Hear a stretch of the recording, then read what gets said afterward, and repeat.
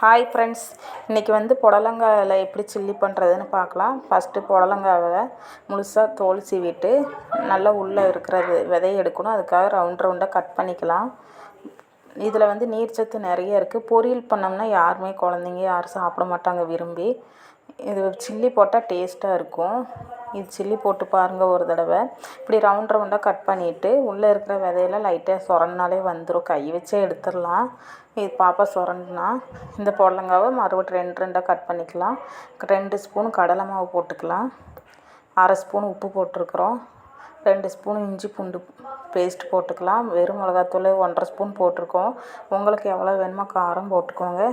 இதை அப்படியே லைட்டாக தண்ணி ஊற்றாமல் கிளறுங்க. அந்த இஞ்சி பூண்டு இதுலேயே விழுது மாதிரி ஆயிரும். அப்படியே புடலங்காவை போட்டு நல்லா கிளறி விட்டுக்கலாம். கிளறி விட்டு ஒரு 10 நிமிஷம் ஊற வச்சுருங்க. அப்போ தான் கொஞ்சம் அதில் உப்பு காரமெல்லாம் பிடிக்கும். நம்ம இதில் நீர்ச்சத்து இருக்கிற காயாங்காட்டி நம்ம தண்ணி ஊற்ற வேண்டாம். இப்போ 2 ஸ்பூன் கார்ன்ஃப்ளவர் மாவு மேலே போட்டிருக்குறோம். அதிலே பாருங்கள் கொஞ்சம் தண்ணி விடுது. கார்ன்ஃப்ளவர் மாவு இப்போ போடணும் லாஸ்ட்டாக, ஃபஸ்ட்டே போட வேண்டாம். அப்போ தான் நல்லா மொறுன்னு வரும். இப்போ எண்ணெய் காய வச்சு சட்டியில் போட்டு எடுத்துடலாம்.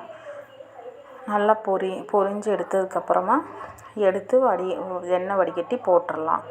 இது நீங்கள் குழந்தைகளுக்கு கொடுத்தீங்கன்னா இந்த புடலங்காய் சில்லியை வேண்டான்னே சொல்ல மாட்டாங்க. மத்தியானம் லஞ்சு டயத்துலையும் கூட பொரியலுக்கு பதில் இப்படி செஞ்சு கொடுக்கலாம். ஈவினிங் ஸ்நாக்ஸ் செஞ்சு கொடுக்கலாம். எந்த குட்டீஸுகளும் இந்த புடலங்காய் சில்லி வேண்டான்னு சொல்லவே மாட்டாங்க. புடலங்காய் கொடுத்த மாதிரியே இருக்கும். அவங்க ருசியாக சாப்பிட்ட மாதிரியே இருக்கும்.